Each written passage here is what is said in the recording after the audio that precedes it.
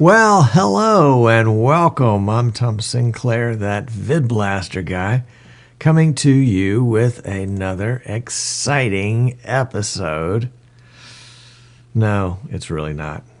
I gotta be honest with you. It's going to be probably the most boring episode we've ever done of that VidBlaster guy.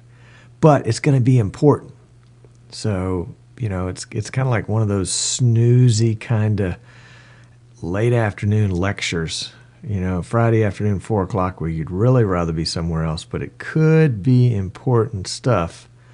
And it might be, and it might not necessarily be that important to you today, right now. But the info is kind of the stuff that you need to stick in your back pocket because you're going to need it later. Yep. But hey, remember, the point of this show is that one guy with one PC can really do an awesome broadcast. It takes a little time to kind of get your skills up, and you got to have the right software, and you got to have, passion for what you're doing. But you can do it. You can do it. Anybody that has a passion for almost anything can put their passion on internet TV, internet broadcasting, live streaming, webcasting, livecasting, whatever we're calling it. You can be there. Had a guy call me a while back, and he said, Tom, I really want to do this, and I'm really excited about it because I've got something I can't wait to share, and I know that there are thousands of people all across the world that'll be interested in what I'm doing. And I thought, okay, this is pretty cool. What is it? He said, I want to teach people how to make shoes. Yeah. But hey, that's his deal. That's what he's passionate about. That's what he gets excited about. That's what he stays up late thinking about how to teach people how to make shoes and how all sorts of cool shoes you can make. And, probably if you thought about it for a few minutes, it might be kind of interesting. Wasn't my passion. But my passion is broadcasting and teaching you how to get on board so that you can do your own broadcast. Now, we've been doing this broadcast about 2.25 years, something like that. I've lost track of the episodes. We haven't been keeping track of episode numbers, so I don't know if this is episode number 143 or not. It doesn't really matter. The point is that the information we're giving you is really going to help you out. Before we get to that, quick note, and this is purely self-promotion. So if this is a good time to go get something cold from the fridge, by all means do it. Purely self-promotion, but I've been invited as a guest on a show that I had not heard a lot about, but once I was invited as a guest, of course I had to go research them and see if they were a good deal or not. But it's a show called Tech Down Over, and it's out of California. A guy named Rick Zanotti, Zanotti, Rick Zanotti from California, has a buddy, Jeff Blanchard, who is in Australia. And the two of them get together and talk about tech. Get it? Tech down over. And the over part, I guess, is the California. But I'll be their guest on Friday. Eastern time will be 6 o'clock. And if you're at all interested, and I don't blame you if you're not, but it's RelateCasts right there in the top left corner, relatecast.com, and that'll be this Friday, the 14th of November at 6 o'clock in the evening. And I think they also record their shows. I think they stream them live on Ustream, which I thought was kind of interesting. So you'll expect to have a little pre-roll there when you first get into it, I guess. I don't know. It's been a while since I really looked at Ustream. And then I think they post their video on demand on Vimeo. So that's interesting. They're using the free ad-paid service for the main live feed, and then the recorded feed they're using on the paid service. And we're doing just the opposite. We're using the paid service for live, so you don't have any ads here for the live show. And then when we record it, we upload it later to YouTube, And sometimes YouTube will put in a lower third that'll obscure mine or give you a little. Well, we've asked them not to do the pre-rolls on ours because we're not looking to make revenue from YouTube specifically. So that's the shameless plug. That's Friday at 6 o'clock Eastern. Relatecasts.com, and Tom Sinclair will be there in all of his aged glory, shall we say? But enough talking about me. Let's talk some more about me. Why don't we? If you are just joining us live, we're delighted to have you here. If you're watching us on YouTube, we're delighted to have you watch on YouTube. We'd love to have you come show up live, and if you show up live and you happen to miss the show, then you can pop over later and get it on YouTube. Our website, easternshorebroadcasting.com, right here, is where you can find the link to the archives. And if you like, you can subscribe to us on YouTube. That's cool too, because then YouTube will send you a little note that we've posted a new video. And you can, you can see if it's something you like or not. Okay, enough of that stuff. Let's talk VidBlaster. Let's talk VidBlaster. VidBlaster is absolutely the coolest software, and it is so easy to use. That is the primo feature of VidBlaster. Having used VidBlaster and Wirecast and vMix, kind of the big three, if you will, software switchers, I found VidBlaster to be very intuitive. It's kind of like, I think it'll do this, so I'll try it, and it does it. It's cool. It thinks the way I think. Now, obviously, not everybody thinks the way I think, and that's probably a really good thing. But if you are a visual person and you like having everything out in front of you where you can see it, this is not fancy, but I do want to show you. This is just a quick snap of my desktop. This is my VidBlaster desktop, and this is actually a camera shot of the desktop, so sorry for all the glare there.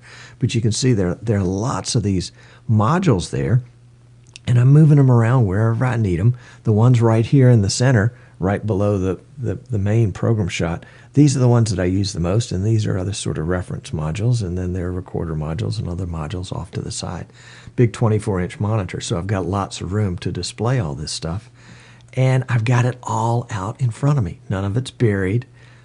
It's right there where I can see it. And that's the way, if you walked into my studio right now, you would see stacks of stuff. It's not filed away. It's stacked. It's stacked. It's stacked because that's the way I think. I think in stacks. And so if you think in stacks, VidBlaster will be a good fit for you. All right, let's talk about one of the coolest things about VidBlaster that I love the most is the VidBlaster Forum. And the forum is the, number one, best source of information about VidBlaster. Probably the most difficult source to navigate because it's a series of literally thousands of conversations. And people are asking questions, can we do this? How do we do this? This broke, how do we fix it? And well, let me show you a quick example. This is the VidBlaster Forum, and it's divided up into two basic sections. The section here at the top, this first little section right here at the top, is called the trial section, and that's for folks that have downloaded and installed VidBlaster as a trial version. You can do that, and it's free, and it's unlimited. The only limitation is a little watermark in the top corner of the screen. So if you want to use it to stream or record, it'll record that watermark with it. But other than that, it's completely open. The major section of the website here is the licensed section. And the licensed section is where you will find categories on installation, announcements, feature requests, general discussion, bug reports, hardware, after hours, and my favorite location at the very bottom, download. And let's go take a quick peek and download. We'll come back and talk about some of the other ones. But download is where you go to get VidBlaster. This is where you go to get the latest beta or the latest release version. Now, if you look on the left, and I know this is kind of small print, so you may have to go to the VidBlaster forum in order to do that. And that's going to be forum.vidblaster.com. Yeah, forum.vidblaster.com. And you can see basically it's a list of the different betas. Of course, at the very top is a sticky that's the FAQs, and you will want to read that. But then you've got VidBlaster Beta 3.30, which is what I'm using today. And then it skips down to 3.26 because 2.7, 2.8, 2.9 were what were called private betas. That is, betas that probably had some problems. I mean, not problems, but had some things that needed to be tested. And, they weren't necessarily ready for prime time. So they held them back. And the private beta testers tested those. And then VidBlaster 3.26, 2.25, and then we skip down to 2.2 and 2.1 and 2.0 and 19. And then I think if we go back to 3.17, that's the latest official release of VidBlaster. So if you were to say, hey, I want to buy the license to VidBlaster, and so you go to vidblaster.com and download VidBlaster, and then buy a license and unlock that VidBlaster, you'd be unlocking version 3.17. That would be the official release from vidblaster.com. Oh, this is probably a good time for a quick disclaimer. I am an authorized VidBlaster reseller. So you can, if you want to, you can purchase your VidBlaster license from me and get tech support from me, Tom Sinclair. You even get my cell number. And you can get that by going to the easternshorebroadcasting.com, and there's a store there where you can buy. Okay, enough of that. So let's go back to the forum. You can actually go back, all the way to the very beginning of the version 3 betas. Now, I think anything older than a version 3 beta, the links have been sort of disabled, so that you can't go download an old version 2 or an old version 1. But if you need one, let me know. I've got one. I think I've kept them since version 1.17 or something like that. So if you need it for a reason, let me know. But this is where you would go to get the VidBlaster latest, greatest beta. And let's go back to the main section. And then the favorite section where everybody tends to hang out is general discussion. And here in general discussion is where people post questions. They're having problems. Somebody says they're having problems with clarity of the picture in VidBlaster. Somebody else, that's me, having problems with Skype in VidBlaster. Well, turns out that I just needed to upgrade Skype, and that fixed it. But somebody came on and said, Tom, of all people in the whole world, you should know, just upgrade it. And so I did.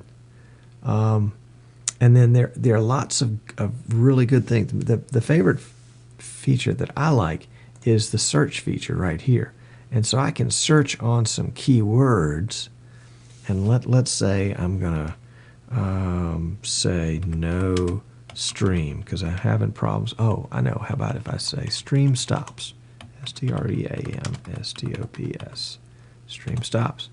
So it's going to give me a list of people that have mentioned that same thing in their post. And here we go, right down here. Live stream stops in 2 seconds. Well, that's a pretty common problem. And the common fix is generally because you've entered some incorrect information in the streamer. Either you've cut and pasted wrong, or you've typed it wrong, or something is wrong somewhere. Sometimes it can be as easy as you have added a space at the end of a stream, especially if you cut and paste. A lot of times it'll add a space there. So you can use that search function in the VidBlaster forum to search out all sorts of topics. And I know there are some folks, geeky folks like me, and maybe like you too, that, it's like pulling an encyclopedia down from the shelf. The good old book. Not Wikipedia now. We're talking about the real book that lived on a bookshelf somewhere. And you'd open it to look up something in particular. But while you were looking for it, you found all this other cool stuff. And your knowledge base expanded almost by accident, because you were looking for one thing, but you found 10 other things too. That's the beauty of a forum like this, because you're going to read through and you're going to see how other people set up their PCs, what kind of hardware they use, what other types of software they use, how they're streaming, what capture cards they're using, what cameras they're using, what works for them, what doesn't work for them. A lot of times somebody will say something doesn't work, and somebody else will come on and say, well, have you flipped the black switch? And boom, all of a sudden, it works. It's great. And that's the beauty of a forum, kind of that give and take of ideas back and forth as folks that are signed up there, what's called moderators, that will come in and answer questions. And I'm actually a moderator on the forum and enjoy going in and help folks figure out what's going on with their VidBlaster. The other great source of information about VidBlaster is the VidBlaster Wiki.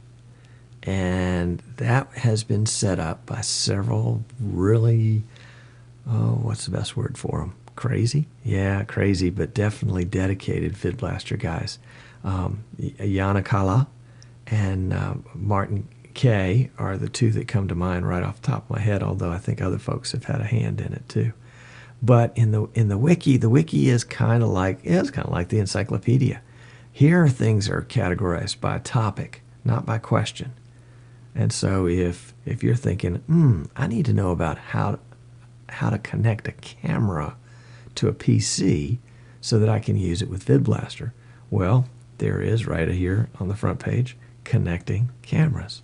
So we can go in and there's great information to get you started on connecting cameras. Now, I will say that the VidBlaster Wiki is mostly about VidBlaster, and it's not intended to be, kind of a whole streaming online broadcasting resource, but rather the VidBlaster part of that. So there are lots of ways that you can see how VidBlaster is being used. You want to use VidBlaster with Skype? Yeah, there's an article about that. And so you can get a lot of great information about how to use VidBlaster in the wiki. And then, as we're on our list of sort of boring sources of how we're going to find out about VidBlaster, there is probably the first source, the one I never go to first, but I probably ought to, which is the help. It's right there in the software. And the help has a great description of every feature and function in VidBlaster and what it does and how to use it. Now, I will say it's a little bit like, VidBlaster, for those of you that have got some age on you, and you remember Lincoln Logs. If not, then we'll talk about Legos. There are lots of different kinds of Legos, but they all kind of function basically the same way. They connect to each other. And VidBlaster's modular concept is like that. And a Lego is very easy to understand all by itself. I mean, it's just a block, and it's got these humps on the top of it that connect with other blocks. But it's how you put them together that's the real joy and the real challenge.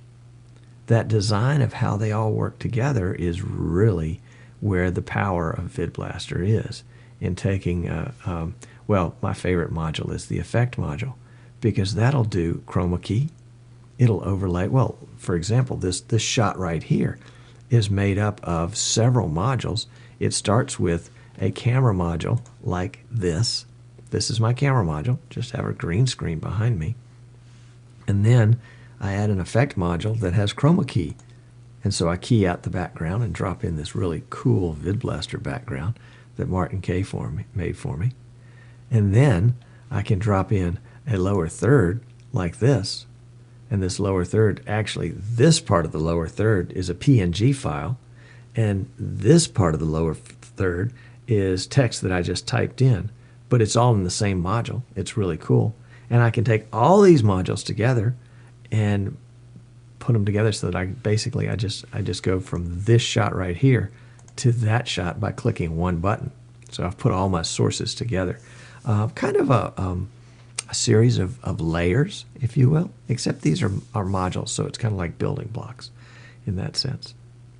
So it's VidBlaster's modular concept that kind of separates it from the rest of the pack. Excuse me.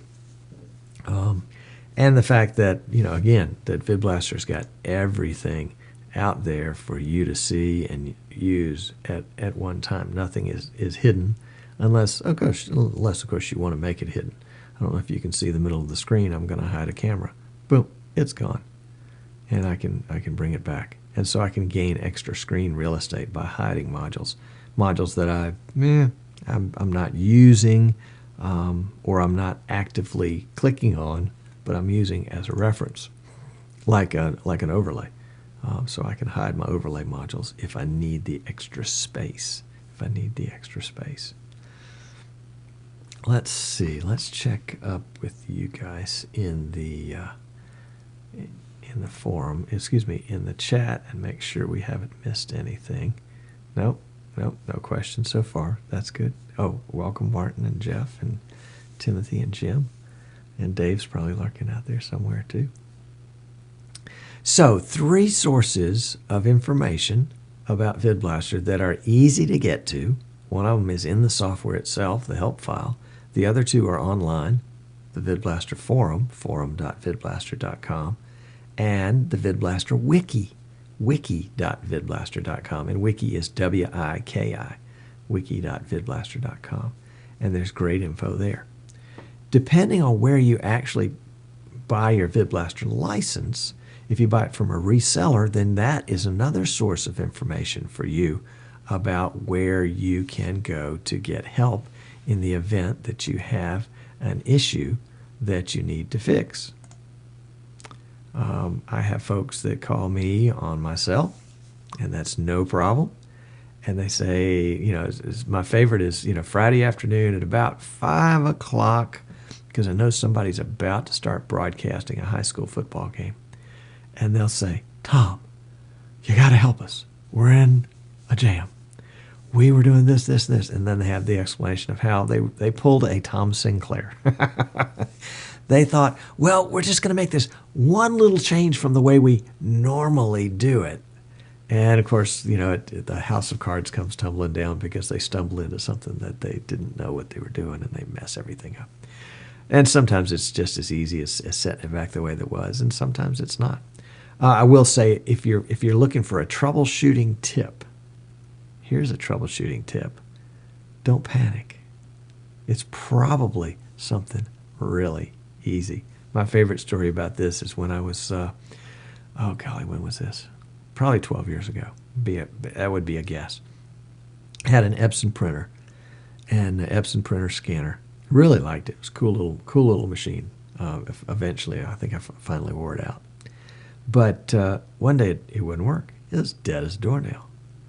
And I'm looking for a fuse, and I'm looking for anything that I could have done, and I finally just give up. And I hate to give up on tech stuff because that's my forte is tech troubleshooting. And so I call Epson tech support, and bless their hearts, they're trying, but they don't know me, and they don't know what I've already tried to do, and they don't know how frustrated I am. And they want to start with the very basics.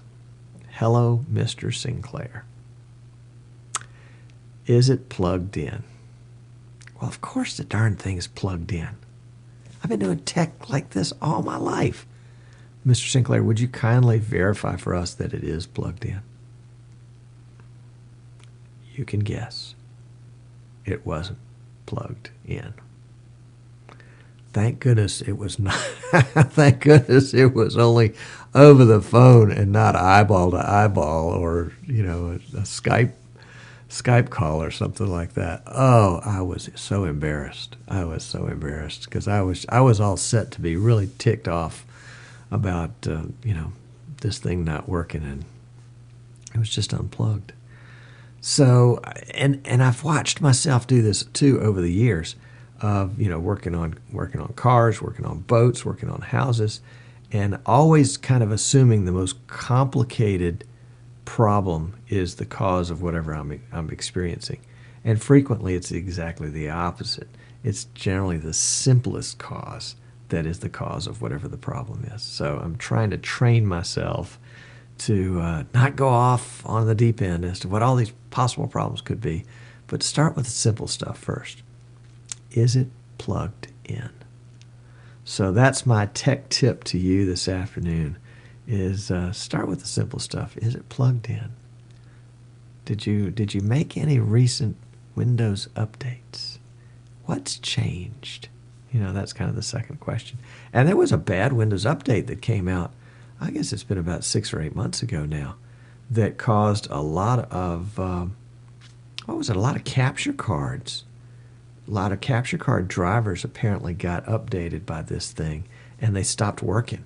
And they stopped working with VidBlaster, and they stopped working with Wirecast and vMix and Adobe. And I think somebody on an Adobe forum finally figured out what it was.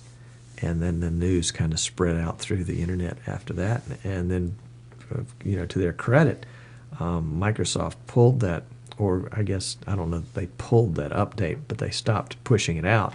And they fixed it and pushed out the right one. And so within, probably a week, it had fixed itself. But for folks that were fixing to do a show, they had no cams, unless, of course, they had a webcam. And that was your backup. And that kind of brings me to the conclusion of today's show, which is always have a backup plan. Always have some. It may not be the best in the whole world, but if you're doing a show and your show is important to you and your show is important to the folks that are going to be there on the other end, have a backup plan. At the very least, have a way to communicate with folks that, hey, we're experiencing technical difficulties and we just won't be there today, instead of just not showing up. It's kind of like going out on a date, you know, and at least you need to show up.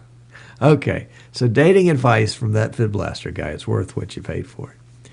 That kind of brings us to the end of our time today. If you're watching us live, we hope you'll hang in for our second segment coming up in a few minutes, Streaming Idiots. And if you can't make that live, we'll be posting that. We do post those on YouTube on Fridays, whereas the VidBlaster Guy show is on, we post that today on Wednesdays. So you can, if you missed parts of this one, not that you would want to go back and listen to it again, but if you did and you wanted to, we'll have it up later today. And then Streaming Idiots we will have up later on in the week. So on behalf of myself, I'm Tom Sinclair, that VidBlaster guy. Thanks for tuning in, and we look forward to seeing you again on a future show. Take care.